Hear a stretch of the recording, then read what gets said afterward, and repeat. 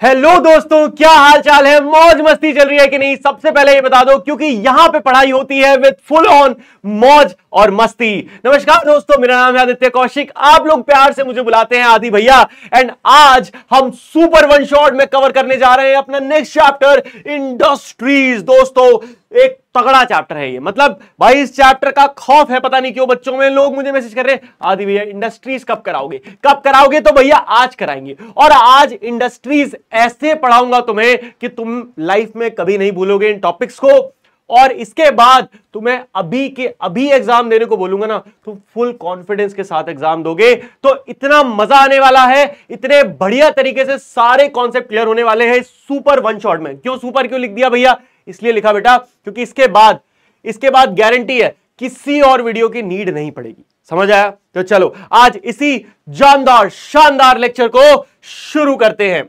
सबसे पहले बात करेंगे कि क्या टॉपिक्स होंगे भैया, इंडस्ट्री क्या होता है, क्लासिफाई कैसे करते हैं, इंपॉर्टेंट है। जहां पे बेटा ध्यान से सुनना, पूरी एनसीईआरटी तुम्हारी मैं 4, 5, 6 बार पढ़ चुका हूं। मुझे अच्छे से पता है कहां से सवाल बनता है। जहां मैं बोलूं बस वहां एक सेकंड रुक के ध्यान से देख लेना, स्क्रीनशॉट ले लेना या फिर कहीं पे नोट कर लेना, ठीक है?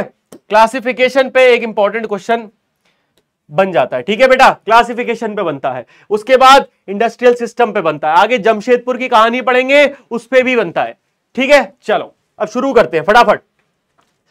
दोस्तों, कितने तरीके की एक्टिविटीज होती हैं? हमने पढ़ा था कि 3 तरह की एक्टिविटीज होती हैं। एग्रीकल्चर चैप्टर पिछले साल 6वीं में पढ़ा, 7वीं में पढ़ा, 8वीं में आ गए। एग्रीकल्चर क्या है? एक प्राइमरी एक्टिविटी होती है जहां पे मैन्युफैक्चरिंग इन्वॉल्व होती है ना? जहां पे चीजों को उगाना, नॉट मैन्युफैक्चरिंग, चीजों को उगाना। फिर मैन्युफैक्चरिंग वाला पार्ट आता है सेकेंडरी एक्टिविटीज में। सेकेंडरी एक्टिविटीज इज बेसिकली सारी वो एक्टिविटीज जहां पे हम चीजों को मैन्युफैक्चर करके एक प्रोडक्ट बना देते हैं। क्या लिखा है? सेकेंडरी एक्टिविटीज क्या करता है? रॉ मटेरियल, कच्चे माल को एक फिनिश्ड प्रोडक्ट में बदलता है। ये होता है रॉ मटेरियल। फॉर एग्जांपल भैया, आलू से चिप्स बनना, पेड़ से कागज बनना, 1000 एग्जांपल तू लिख के आ सकता है, बहुत आसान है, कोई दिक्कत नहीं है। यहां पे सारे वही एग्जांपल लिखे हुए हैं। सेकेंडरी एक्टिविटीज क्या है? यहां पे देखो, लकड़ी से क्या बन रहा है? पेपर बन रहा है। सिंपल एग्जांपल है, लकड़ी से पेपर बन रहा है। और क्या शानदार डायग्राम है। अगर ये सवाल आ जाए व्हाट आर सेकेंडरी एक्टिविटीज, तुमने ये थोड़ा सा लिखा कि क्या होता है, 2-3 एग्जांपल लिखा और एक ऐसा डायग्राम बना दिया कि भैया देखो ये टिम्बर है, उसके बाद ये डीबेकिंग होती है और ये सारा प्रॉपर होता है, हाइड्रोपल्पर होता है। एक बार देख के जाओ और ऐसा तुमने बना दिया कि देखो फाइनल पेपर ऐसे बनता है। मतलब मजबूर हो जाएगा टीचर, मजबूर के नंबर कैसे काटूं, आधा मार्क्स नहीं काट सकता टीचर इसके बाद। समझ रहे हो? ये होती है ट्रिक्स। तो एक एक चीज जो यहां इस पीपीटी में ना, इन नोट्स में समझ लो बेटा, ये मतलब मोती है, मोती। पेपर में लिख दिए तो टीचर को मोती की तरह नजर आएंगे, ठीक है? चलो आगे बढ़ते हैं। अब बात करते हैं हमारे हीरो टॉपिक की, इंडस्ट्री। भैया क्या है ये इंडस्ट्री? इतना बवाल काट दिया। अरे कुछ नहीं है बेटा। Industry refers to an economic activity that is concerned with production of goods, extraction of minerals और द प्रोविजन ऑफ सर्विसेज। क्या बोला? ध्यान से समझो। इंडस्ट्री मतलब क्या होता है? एक ऐसी इकोनॉमिक एक्टिविटी, जहां भी शब्द आ जाए इकोनॉमिक एक्टिविटी, जहां शब्द ही आ जाए इकोनॉमिक, यानी कि बात हो रही है पैसे की, रकम, रुपया, मनी, मनी, अपना सपना, मनी, मनी, वही तो भैया अपना सपना, मनी, मनी। इंडस्ट्री बोले तो एक ऐसी एक्टिविटी, एक ऐसा काम जो पैसे के लिए किया जाता है। पहली बात, जहां पे पैसे के लिए किया क्या जाता है? पैसे के लिए या तो किसी चीज को प्रोड्यूस बनाया जाता है, सामान को बनाया जाता है, या फिर मिनरल्स को एक्सट्रैक्ट किया जाता है, या कोई सर्विस प्रोवाइड करी जाती है। 3 बातें बोल दी, 3 बातें आती है इंडस्ट्री में। या तो भैया मैं कोई सामान बना दूं, रायूरा लैपटॉप, एक लैपटॉप ही बना डाला, या ये लैपटॉप के पुर्जे, लैपटॉप की स्क्रीन, लैपटॉप के कीबोर्ड, तुमने कुछ भी सामान बना दिया, तुम्हारी एक इंडस्ट्री का पार्ट होगा, तुम्हारी वो इंडस्ट्री है। समझ रहे हो? तुम कुछ बनाते हो। दूसरा, तुम कुछ मिनरल्स को एक्सट्रैक्ट करते हो। भैया माइनिंग करते हो, जमीन में से सोना निकाल दिया, हीरा निकाल दिए, मोती निकाल, पता नहीं क्या क्या निकाल दिए, ये भी इंडस्ट्री है। और तीसरा, सर्विस, डिजिटल मार्केटिंग। आज के टाइम पे हम आपको ऑनलाइन टीचिंग कर रहे हैं, पढ़ा रहे हैं। क्या इंडस्ट्री है? Online teaching industry. इसको कहते हैं एड टेक इंडस्ट्री। सुना है ना? तो ये इंडस्ट्री है। डेफिनेशन ये है, thus we have iron and steel industry. इसी प्रकार हमारे पास आयरन और स्टील की इंडस्ट्री है, जहां आयरन और स्टील से लाखों करोड़ों चीजें बना दी जाती हैं। फिर आती है कोल इंडस्ट्री जहां एक्सट्रैक्शन ऑफ मिनरल में आ जाती है, एंड देन सर्विस प्रोवाइडर में हमारी tourism industry, IT industry, edtech industry, पता नहीं कितनी है। अब बता इतनी सी भी कंफ्यूजन लग रही है, इतना सा भी डाउट आ रहा है कि भैया नहीं लिख पाऊंगा। अब मैं सच बताऊं, तू अपने मन से आंसर लिख के आना, तुझसे बेटर के कोई आंसर नहीं लिख के आ पाएगा, बढ़िया आंसर लिख के आएगा। समझ में आ गई ना? एग्जाम्पल बढ़िया देना, एडटेक दे देना, कोल माइनिंग, सारे एग्जाम्पल देना। देखो भैया, अब बात करते हैं क्लासिफिकेशन इंडस्ट्रीज की, इंपॉर्टेंट है, ठीक है, क्लासिफिकेशन इंडस्ट्रीज की। अब इंडस्ट्री का क्लासिफिकेशन 3 अलग अलग बेस पे किया जाता है। पहला होता है बेस्ड ऑन रॉ मटेरियल, कि भैया रॉ मटेरियल में क्या इस्तेमाल हो रहा है। दूसरा साइज, और अच्छा आगे पढ़ेंगे, एक एक करके पढ़ते हैं और समझते जाएंगे। फिर लास्ट में हम इसका एक चार्ट भी बना देंगे छोटा सा, ताकि आप लाइफ टाइम ना भूलो। पहला बात करते हैं बेस्ड ऑन रॉ मटेरियल, कि भैया रॉ मटेरियल में क्या यूज हो रहा है। रॉ मटेरियल में सबसे पहले बात करेंगे एग्रो बेस्ड। एग्रो कहां से वर्ड आ रहा होगा? Common sense, agriculture. एग्रीकल्चर से कूद के टोंग आया कौन? एग्रीकल्चर का एग्रो।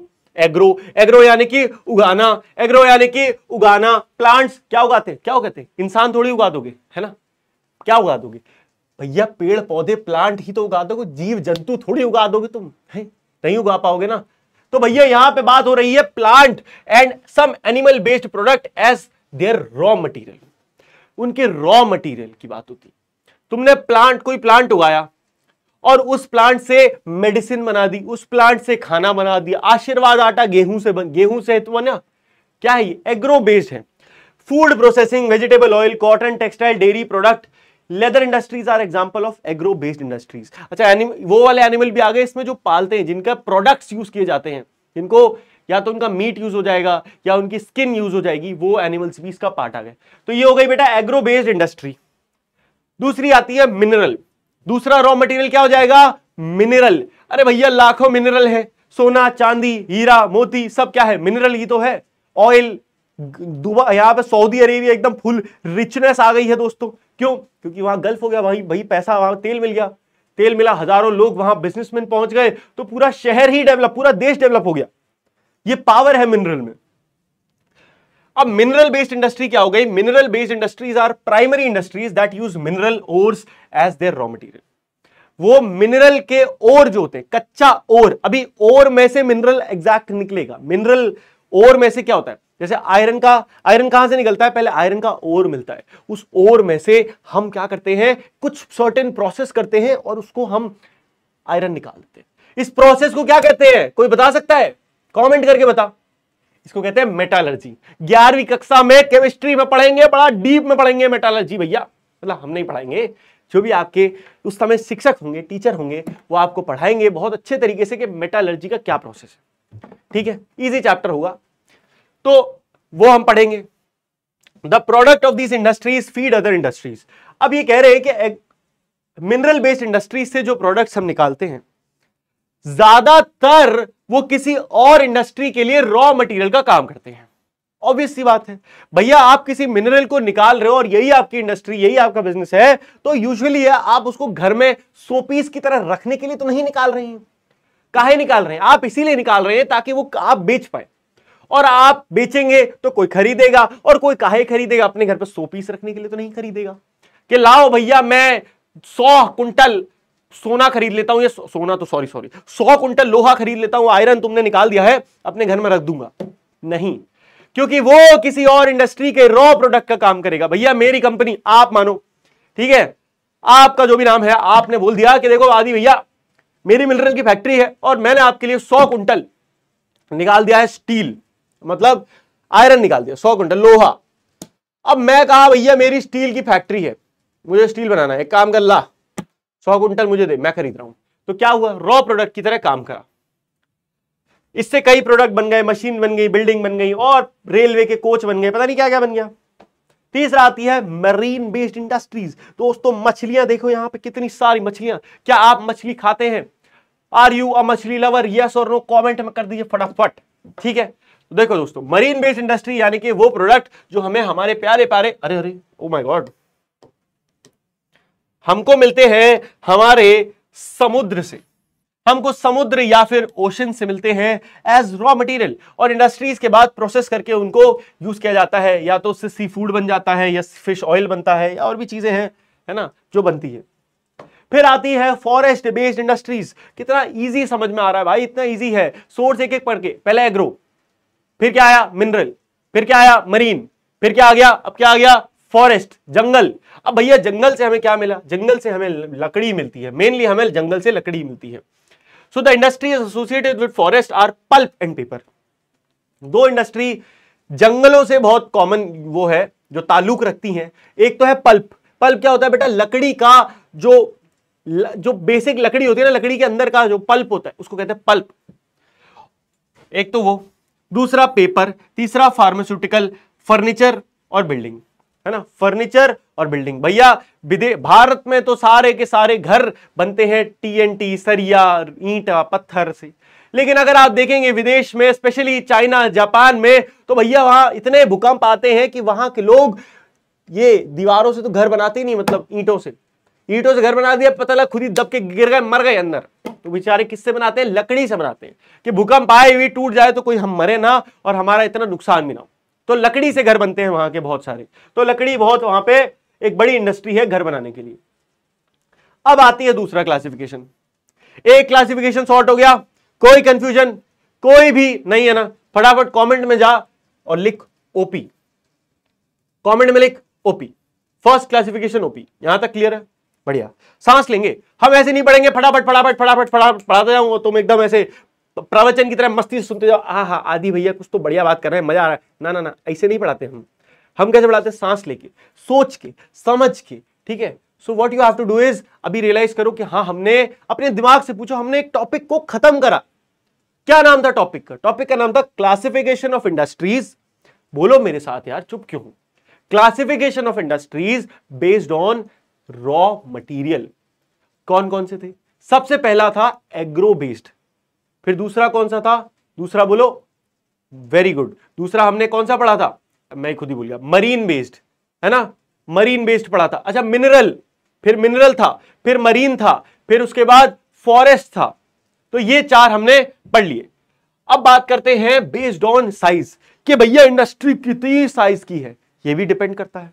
देखो भैया, कॉटेज और household industries are type of small scale industry. तो बेसिकली कुछ होती है, एक तो होती है स्मॉल स्केल, एक होती है मीडियम स्केल, और एक होती है लार्ज स्केल इंडस्ट्रीज। ठीक है, ये तीन स्केल है।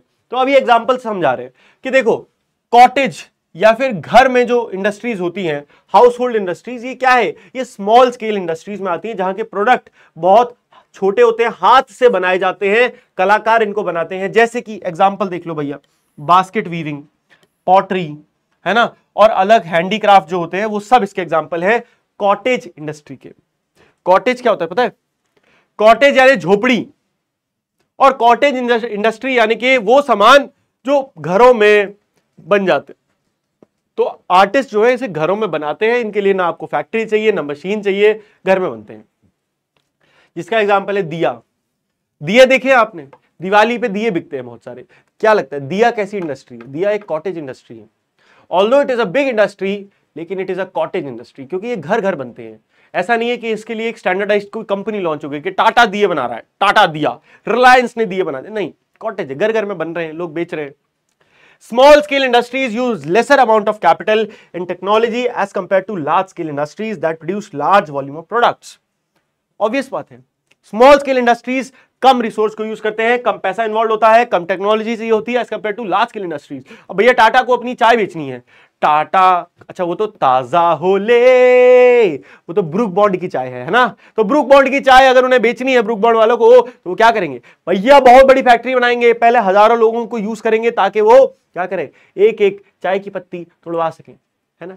टी प्लांटेशन होगी, फिर टी प्लांटेशन से टी आएगी उनकी फैक्ट्री में, वहां पे वो पैकेजिंग करेंगे, पूरी चाय वाय बनाएंगे, और तब जाके वो मार्केटिंग करेंगे, बेचेंगे। तो बहुत पैसा चाहिए, टेक्नोलॉजी चाहिए, बहुत चाहिए। Investment of capital is higher, यानी कैपिटल माने पैसा। क्या बात है, क्या चीज है पैसा? पैसा चाहिए बड़ी इंडस्ट्रीज में, लार्ज स्केल इंडस्ट्रीज में बहुत पैसा चाहिए। जैसे कि भैया फूड प्रोसेसिंग इंडस्ट्रीज बहुत बड़ी इंडस्ट्री है ना, कह रहे silk weaving and food processing industries are small scale industries, production of automobiles and heavy machinery are large scale. Production of automobile, भैया गाड़ी बनती है, ये क्या है, लार्ज स्केल इंडस्ट्री। कोई घर में नहीं बनाता कि लाओ भैया मैं घर में एक ठो गाड़ी बना दूं, वैगनआर बना दी मैंने घर में, नहीं, वो कह रहा है मैं तो घर में मर्सिडीज ही बना दूंगा अपनी। नहीं दोस्तों, ऐसा नहीं होता है। कोई भी अपने घर में ऐसे गाड़ी नहीं बना सकता है। शौक के लिए कोई बना रहा है बहुत अलग बात है, लेकिन ऐसे बन नहीं सकती घर में ना गाड़ियां कि भैया मैं तो अपने हैंडमेड गाड़ी चलता हूं यार। I like handmade bikes, you know, I am artist man, I am artist. ऐसा नहीं होता। लार्ज स्केल इंडस्ट्री, मशीनरी, भैया वो एमआरआई की मशीन देखिए, 15 करोड़ रुपए की आती है एमआरआई की मशीन है। तुम घर पे बना दोगे? नहीं बना पाओगे ना। चलो, बेस्ड ऑन साइज की बात चल रही है। देखो यहां पे कपड़े बन रहे हैं, धुआंधार।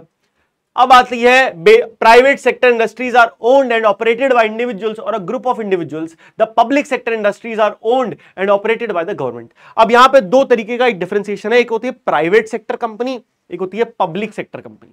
प्राइवेट से पब्लिक, और नाम से ही आप बहुत कॉमन सेंस से उत्तर दे पाओगे। प्राइवेट बोले तो जहां पे owned and operated by individual या ग्रुप, मतलब मारुति सुजुकी, है ना। अब ध्यान से देखो, the public sector are owned by operated by government such as Hindustan Aeronautics Limited and Steel Authority of India. तो देखो भैया, ये मारुति सुजुकी हो गया, टाटा हो गया, जियो हो गया, ये सब क्या है, ये सब प्राइवेट है।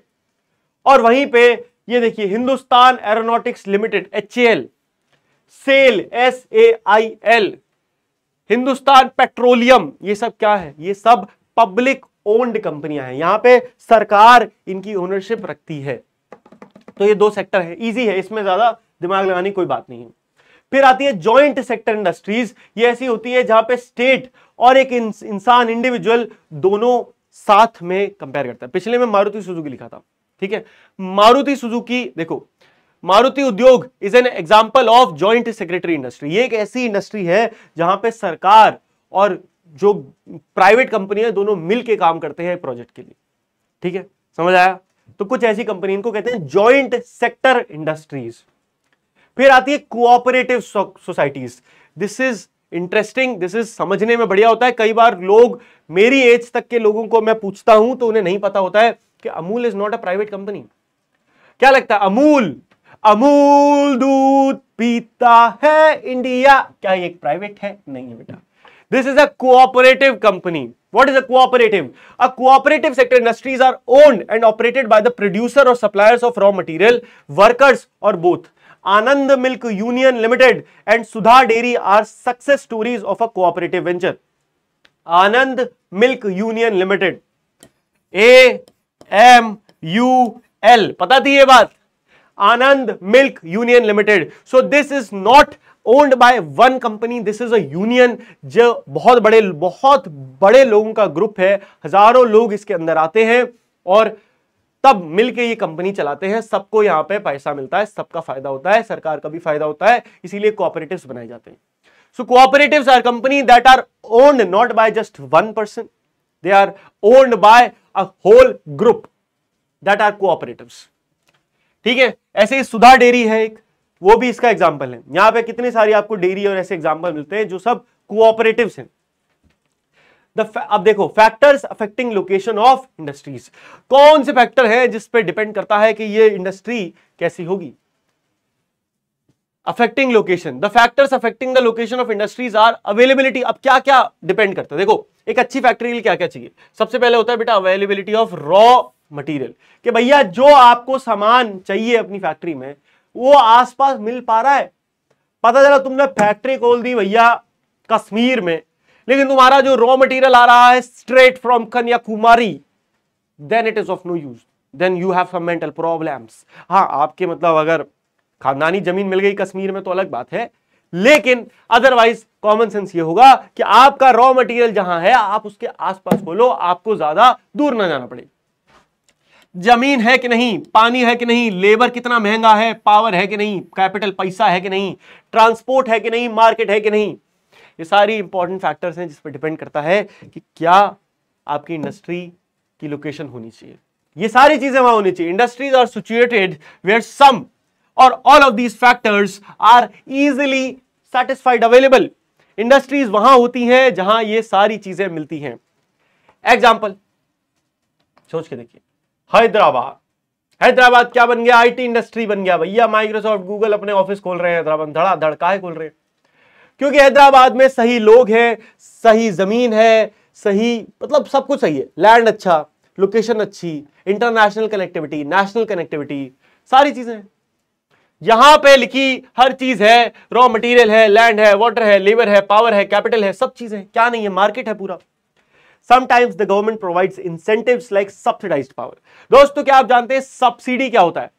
सब्सिडी एक ऐसी चीज है जिससे सरकार लोगों की मदद करती है। सरकार basically it's a discount given by the government. तो गवर्नमेंट कभी कभी डिस्काउंट दे देती है चीजों पे या पैसे वापस कर देती है, उसको सब्सिडी कहते हैं। तो कुछ चीजें गवर्नमेंट ऐसा करती है ताकि वो वहां को बढ़ावा दे सके। जैसे कि आपको पता है जो गैस आपके घर में सिलेंडर आता है ना, अब उस पर नहीं मिलती, लेकिन पहले उसमें सब्सिडी मिलती थी। तो क्या होता था कि अगर आप पहले वो नॉर्मल सिलेंडर 1000, 1005, 1075 रुपए का कुछ का आता था, लेकिन उस पर 350, 400 रुपए की सब्सिडी गवर्नमेंट ने दे दी थी, तो वो हमें 750 का पड़ता था। तो ये 350 रुपए की सब्सिडी थी जो हमें मिलती थी, हमें पैसा वापस मिल जाता था। Sometimes the government provide incentives like subsidised power. अब गवर्नमेंट क्या करती है? गवर्नमेंट को पता है कि उसको इंडस्ट्रीज बढ़ानी है। भैया सरकार पैसा कहां से कमाती है? खुद थोड़ी नोट छाप रही है, पैसा छापो, पैसा कमाना।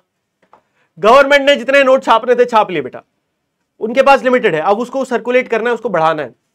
तो क्या करेंगे? वो अपने देश में बिजनेस को बढ़ावा देंगे, इंडस्ट्रीज को बढ़ावा देंगे। जब ये इंडस्ट्रीज बढ़ेंगी तो ये इंडस्ट्रीज पैसा कमाएंगी, जब ये पैसा कमाएंगी तो देश भी पैसा कमाएगा। तो इसीलिए सरकार इनका साथ देती है, कभी इन्हें सब्सिडाइज पावर दे देती है। ऐसे अभी एक रिसेंट, अगर आप लोग थोड़ा न्यूज फॉलो करते हैं तो आपको पता होगा कि अडानी ग्रुप को एक बहुत बड़ी जमीन 1 रुपए की लीज के लिए मिल गई 100 साल के लिए। Can you imagine? 100 साल की लीज 1 रुपए में सरकार ने दे दी। सो क्या है ये कोई गिफ्ट नहीं है जो सरकार ने ऐसे बांट दे, ले भाई ले। सरकार ऐसी चीजें इसलिए करती क्योंकि उनको पता है इसमें दोनों को फायदा है। अगर वो ये बढ़ावा नहीं देंगी, वो लोगों को जमीन नहीं देंगी, बड़ी बड़ी कंपनियां, क्योंकि आप समझ रहे हो वो गवर्नमेंट लैंड है, उसको खरीदना कितना इंपॉसिबल है, वो अरबों करोड़ों की जमीन है। अब कोई भी बिजनेसमैन लाख बार सोचेगा कि मैं यार क्यों पैसा लगाऊं इतना लाख करोड़ रुपए, किसी ऐसी इंडस्ट्री में लगाओ जहां इन्वेस्टमेंट थोड़ी कम है, कैपिटल ज्यादा है, पैसा ज्यादा मिलता है। तो गवर्नमेंट को साथ देना पड़ता है, गवर्नमेंट को साथ देना पड़ता है कि हाँ नहीं भैया हम हैं आपके साथ, आप बिजनेस तो करो। बिजली, अब अडानी क्या बिजनेस करता है? अडानी बिजली का बिजनेस करता है। गवर्नमेंट के साथ एक प्राइवेट टाई अप है, एक प्राइवेट कंपनी है जो लोगों को बिजली प्रोवाइड करता है, घर घर बिजली आती है। तो इसीलिए उनको 1 रुपए में जमीन दे दी गई। ठीक है, चलो लोकेशन फैक्टर क्या है बेटा? ट्रांसपोर्ट है, लैंड है, पावर है, रॉ मटेरियल है, लेबर है, कैपिटल है, मार्केट है। और ये डायग्राम आपके एनसीईआरटी का है। तो अगर किसी भी बच्चे ने ये नहीं बना के आया पेपर में, अगर ये सवाल आया फैक्टर्स वाला और तुम नहीं बना के आए, तो मैं बता रहा हूं कूटे जाओगे भैया।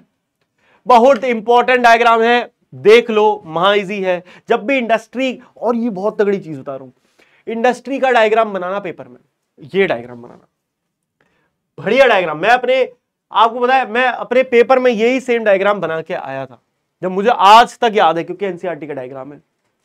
ठीक है, और ये क्वेश्चन नहीं आया था ये अफेक्टिंग लोकेशन वाला, तो ये सब नहीं हटा दी मैंने। मुझे केवल इंडस्ट्रीज बनानी थी, मैंने ऐसी बनानी।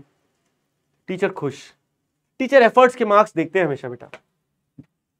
इंडस्ट्रियल सिस्टम की बात करते हैं। अब हमने क्या क्या पढ़ा? हमने टाइप्स ऑफ इंडस्ट्रीज पढ़ ली, है ना? हमने टाइप्स ऑफ इंडस्ट्रीज पढ़ ली, हमने उसके साथ साथ इंडस्ट्रीज होता क्या है वो भी समझ लिया, और उसके बाद हमने ये भी देख लिया कि फैक्टर्स क्या है जो कि लोकेशन को अफेक्ट करते हैं इंडस्ट्रीज की। आइए अब बात करते हैं what is an industrial system. अच्छा, व्हाट इज अ सिस्टम? एक इन जनरल सिस्टम क्या होता है? सिस्टम इज अ प्रोसेस, है ना, which have a definite steps. ये यहां लिखा नहीं है, ये मैं बता रहा हूं, इंजीनियर है भैया हम भी। तो सिस्टम क्या है? It is a process which have a definitive steps which have fixed input, fixed output. तो जब आपको कोई एक ऐसा प्रोसेस पता हो जहां का इनपुट फिक्स हो, आउटपुट फिक्स हो, तो उसको प्रोसेस कहा जाता है ना। It's a system. An industrial system consist of input, process and output. मैं पीछे देख के नहीं बोल रहा था, मैं आगे देख के बोल रहा था, सच बता रहा हूं ना। मैंने ये पीपीटी को बहुत दिन से ऐसे पढ़ा हुआ है, ये चैप्टर मेरा पढ़ा हुआ है बहुत बार, है ना, तो चैप्टर मुझे पता है, लेकिन इसे ही सिस्टम कहते हैं। और मैं तुम्हें एक बात, ये अभी पढ़ाई को 2 मिनट रोक के बता रहा हूं, लाइफ में अगर आपको लगता है कि आप डिसिप्लिन नहीं बना पा रहे हो किसी चीज का, सो डिसिप्लिन मत बनाओ, सिस्टम बनाओ, make a system out of it. Systems fail नहीं होते हैं, है ना, डिसिप्लिन फेल हो जाता है कभी कभी। एग्जाम्पल दूं तो दोस्तों, पहले जब मैं आप सोचिए ऐसे वीडियोस वगैरह बनाता था कुछ, या मैं पढ़ाई करता था, तो मैंने क्या बोला, मैंने बोला कि यार रोज रोज मुझे एक चैप्टर ढूंढना पड़ेगा, रोज रोज क्या ढूंढना है, क्या पढ़ाना है या फिर क्या पढ़ना है, ये बड़ा टफ है। एक सिंपल सिस्टम बनाते हैं, देखो ये क्लास पकड़ते हैं, ये एक एक करके चैप्टर रोज पढ़ाएंगे और विद इन 3 आवर्स मुझे पढ़ाना पूरा। ऐसे मैं करके एक सिस्टम बना दिया कि हाँ 3 घंटे में मुझे ये काम करना ही करना है, फिक्स। दिमाग बार बार नहीं लगाना पड़े, रोज सोचना पड़े आज क्या करना है तो नहीं कर पाओगे, फिक्स कर दो, रोक दो, रोज ना सोचना पड़े, एक दिन सोचो 7 दिन फॉलो करो, एक दिन सोचो 7 दिन फॉलो करो, पूरा होगा। ठीक है, चल आ जा इधर आ जा। इंडस्ट्रियल सिस्टम हम पढ़ रहे थे। इंडस्ट्रियल सिस्टम एक ऐसा सिस्टम है जहां पे कुछ इनपुट होते हैं, एक प्रोसेस होता है और फिर हमें एक फिक्स आउटपुट मिलता है। The inputs are raw material. अब इंडस्ट्री के मामले में इनपुट्स क्या होते हैं, कुछ रॉ मटेरियल। तुम ये डायग्राम बना दोगे तो तुम्हारे पूरे नंबर है, सिंपल है। ये एक सिस्टम है, किसका सिस्टम है, जहां पे टेक्सटाइल का सिस्टम है। अब भैया यहां पे रॉ मटेरियल है, इसकी प्रोसेसिंग हो रही है। रॉ मटेरियल है यहाँ कॉटन, कॉटन की प्रोसेसिंग हुई, जिसमें क्या क्या आ गया, गिनिंग, स्पिनिंग, वीविंग, ये डाइंग, प्रिंटिंग, ये सब आ गया और फाइनली आपको क्या मिल गई, शर्ट मिल गई। शर्ट क्या है, आउटपुट है, fix output, fix input, and this is a system, this is a process, easy as that, right. लिखना कैसे है ये देख लो। The inputs are the raw material, labour cost, land, transport, power, other infrastructure, ये सब input होगा। कि भैया अगर आपको एक कपड़ा बनाना है तो बहुत चीज चाहिए, आपको रॉ मटेरियल चाहिए, ट्रांसपोर्ट चाहिए, लेबर चाहिए, पावर चाहिए, बिजली चाहिए, पैसा चाहिए, सारी चीजें चाहिए। उसके बाद प्रोसेस में क्या आता है, बहुत सारी एक्टिविटीज आ सकती हैं, लेकिन ये सारी एक्टिविटीज आपके रॉ मटेरियल को आपके फिनिश प्रोडक्ट में बदल देंगी, इतना काम होगा। अब आउटपुट जो होता है उसको एंड प्रोडक्ट कहते हैं और उसी से आप अपनी इनकम जो है कमाते हो, उसको बेच के। अब जैसे टेक्सटाइल इंडस्ट्री का एग्जांपल, बेटा ये स्ट्रेट आंसर है। अगर सिस्टम आए तो यहां से यहां तक लिख के आ जाए इस डायग्राम के साथ, एक सिंगल मार्क्स नहीं कट सकता पेपर में, एक सिंगल मार्क्स नहीं कटे, आधा मार्क्स नहीं कटेगा। ये सटीक लाइन है, ये स्ट्रेट फ्रॉम एनसीईआरटी की लाइन है, समझ रहे हो, सीधे ये लिख दो, फुल मार्क्स गारंटीड है। चल बेटा, the outputs are the end products and the income earned from it. In case of the textile industry the inputs may be cotton. अब देखो टेक्सटाइल इंडस्ट्री का एग्जांपल है जहां पे कॉटन, यहां पे रॉ मटेरियल होगा, ह्यूमन लेबर भी चाहिए होगा, मुझे फैक्ट्री चाहिए होगी, मुझे ट्रांसपोर्ट चाहिए होगा, पैसा चाहिए होगा। उसके बाद प्रोसेस में मेरे क्या क्या आएगा, गिनिंग, स्पिनिंग, वीविंग, डाइंग और प्रिंटिंग। अब इसमें मत घुसा, देखो मैं आपको साइकोलॉजी बता रहा हूं समझने की, पढ़ने की।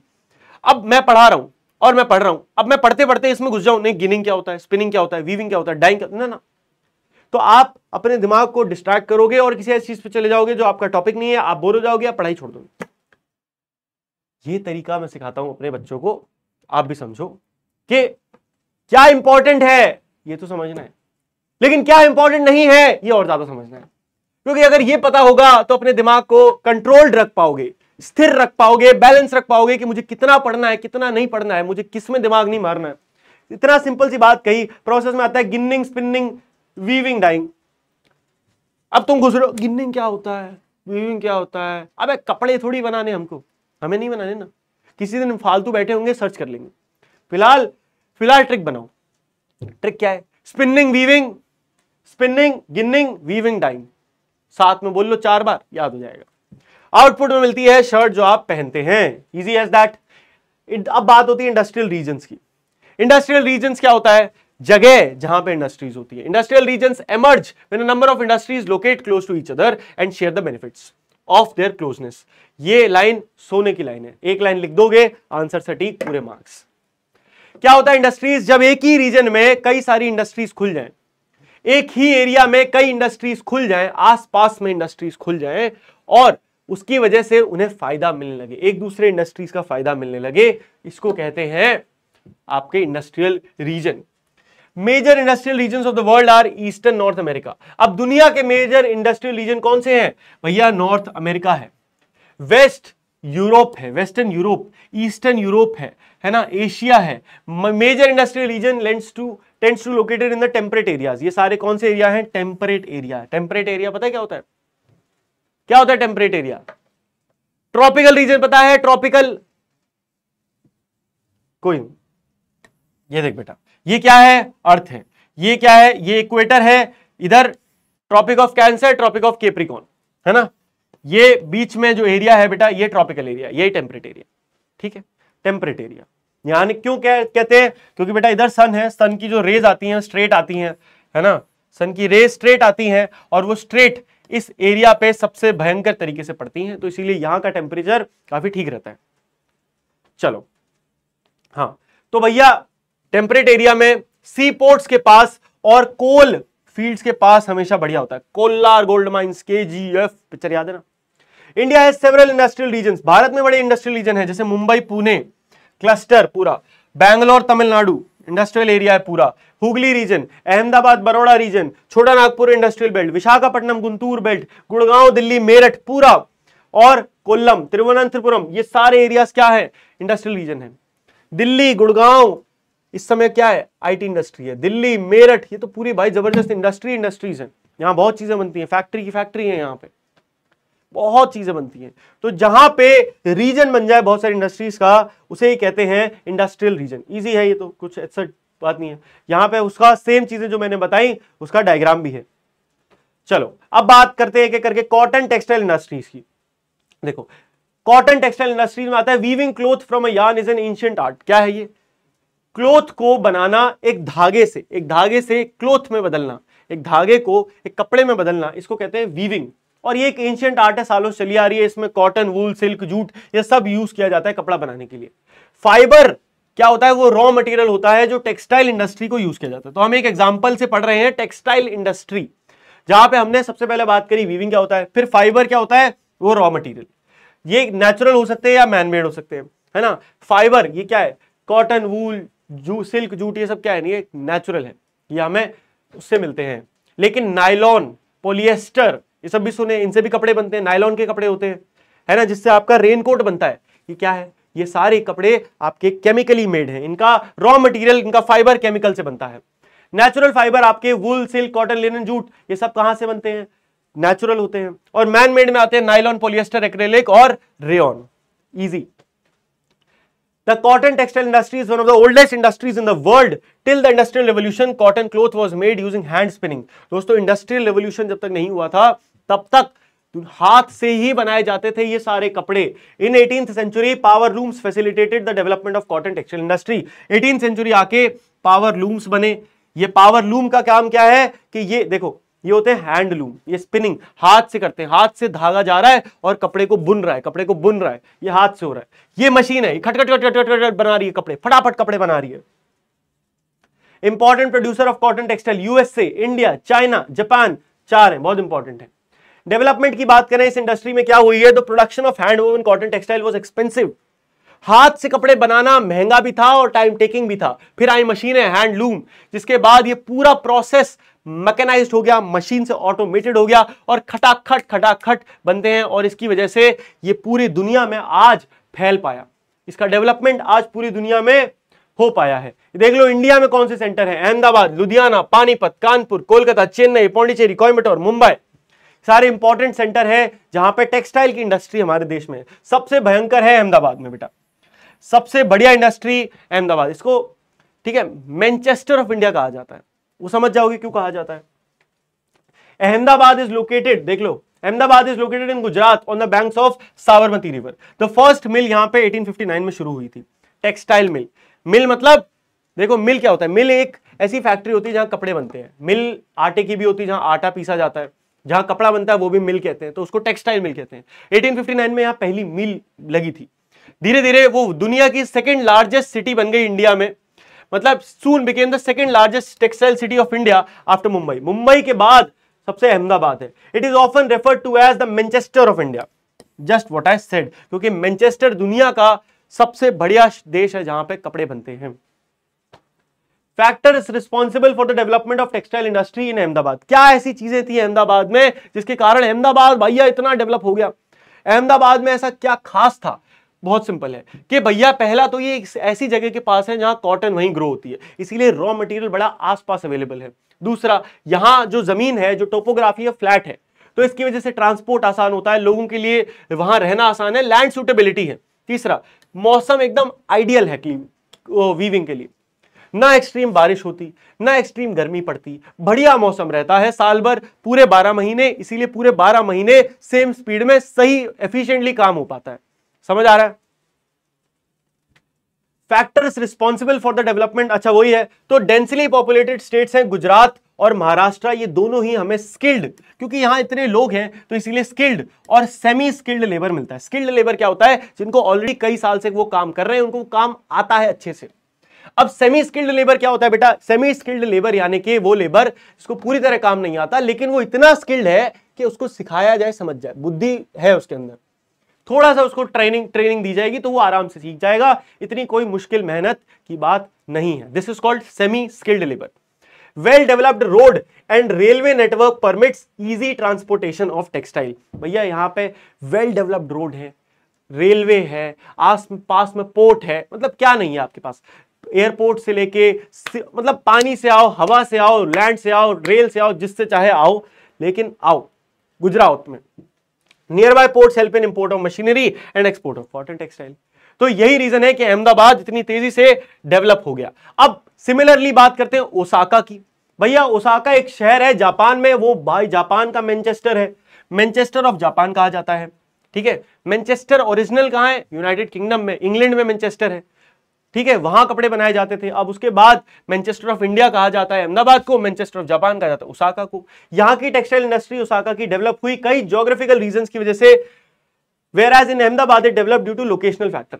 देखो ये कह रहे हैं कि अहमदाबाद की लोकेशन बहुत बढ़िया थी, सटीक लोकेशन थी, जिसकी वजह से वहां का डेवलपमेंट हो पाया। लेकिन ओसाका की डेवलपमेंट हुई है कई ज्योग्राफिकल फैक्टर से। देखते हैं क्या फैक्टर है। तो भैया एक तो यहाँ पे एक्सटेंसिव प्लेन एरियाज हैं ओसाका के आसपास, जो कि बिल्कुल वही बात अहमदाबाद वाली की, एकदम प्लेन एरिया है। यहाँ का टेम्परेचर वार्म रहता है, ह्यूमिड क्लाइमेट रहता है, suitable for spinning and weaving. Same बात। तो भैया पहली बात तो इन्होंने लिखा है ये बात, geographical factor location factor same ही होते हैं। एक डिफरेंस लिखने के लिए लिख दिया, लेकिन काइंड ऑफ सेम होते हैं। ठीक है, दोनों लगभग सेम बात है। हाँ, लेबर यहां पे इजीली अवेलेबल है भैया, लोग आसानी से मिल जाते हैं काम करने के लिए। सेम वही बात, पोर्ट्स यहां पे नियर बाय है, जिससे आप रॉ मटेरियल को आराम से इंपोर्ट कर पाते हो और उसके बाद जो फिनिश्ड प्रोडक्ट है उसको टाइम से एक्सपोर्ट कर पाते हो, आपको उसके लिए बहुत मेहनत नहीं लगती। उसके बाद यहां जैसे वहां साबरमती रिवर थी, यहां पे रिवर योडो है। रिवर योडो वो सफिशिएंट वाटर प्रोवाइड करती है मिल्स के लिए, पानी की कोई समस्या नहीं है। ठीक है, हमारे पास क्या है? पानी की कोई भी समस्या सच नहीं है। और अगर ये भी समझ में आ गया तो हमने इसी के साथ बेटा पूरा का पूरा चैप्टर कर लिया है समाप्त। मजा आया? सारी की सारी चीजें जो मैंने आज बताई सुपर इंपॉर्टेंट है। अगर ये चैप्टर आपके इस साल पेपर में आ रहा है तो इस वीडियो से बाहर आई गारंटी यू आपसे कोई कुछ नहीं पूछेगा। एक बार जो चीजें मैं बताऊं वो एक बार रिवाइज कर लो। आओ ओरली रिवाइज करते हैं। हमने क्या पढ़ा? हमने सबसे पहले पढ़ा इंडस्ट्रीज क्या होता है, डीपली समझा। लिख तू आराम से लिख सकता है ना इंडस्ट्रीज क्या होता है, बढ़िया। दूसरा टाइप्स ऑफ इंडस्ट्रीज पढ़ा। तीसरा फैक्टर्स कौन कौन से हैं जो कि लोकेशन पे डिपेंड करते हैं, मतलब क्या वो फैक्टर्स हैं जिसकी वजह से कि इंडस्ट्रीज इस जगह सेटल होगी। पढ़े कि नहीं पढ़े? वो फैक्टर्स पढ़ लिए। फिर हमने क्या पढ़ा? फिर हमने और अलग अलग इंडस्ट्रीज के बारे में पढ़ा, है ना। और उसके बाद हमने ओसाका और फाइनली इंडिया में अहमदाबाद की स्टोरी समझी। हमने एक टॉपिक और पढ़ा था, दैट इज इंडस्ट्रियल सिस्टम। क्या सिस्टम होता है? वो बहुत इजी था, एक इनपुट, एक प्रोसेस, एक आउटपुट। हमने इंडस्ट्रियल रीजन भी पढ़ा, जहां पे हमने बात करी कि इंडिया में देखो कि इंडस्ट्रियल रीजन कितने सारे हैं, कि पूरा दिल्ली, मेरठ और ये नोएडा वाला रीजन है, तिरुवनंतपुरम है, हैदराबाद है, ये सब क्या है? इंडस्ट्रियल रीजन है। समझ में आया? तो अगर आज की वीडियो समझ में आई है, मजा आया है पढ़ने में, बढ़िया मजा आया है, तो कमेंट में ओपी कॉन्सेप्ट क्लियर लिखते जाना। ठीक है, मैं समझ जाऊंगा कि बेटा तुम यहां तक इस वीडियो को देख के गए हो and I am very proud of you. तुम अपने पेपर में फोड़ के आओगे, ये आपके आदि भैया की गारंटी है। एंड आदि भैया के साथ और पढ़ना चाहते हैं तो भैया नेक्स्ट वीडियो पे भी क्लिक कर दीजिए, क्योंकि वहां पे आपको मैं पढ़ाने वाला हूं नेक्स्ट चैप्टर इतने ही मस्ती और इतने ही एनर्जी के साथ। तो चलो मिलते हैं अगली वीडियो में दोस्तों, तब तक के लिए goodbye, take care, love you all and जय हिंद, बाय बाय।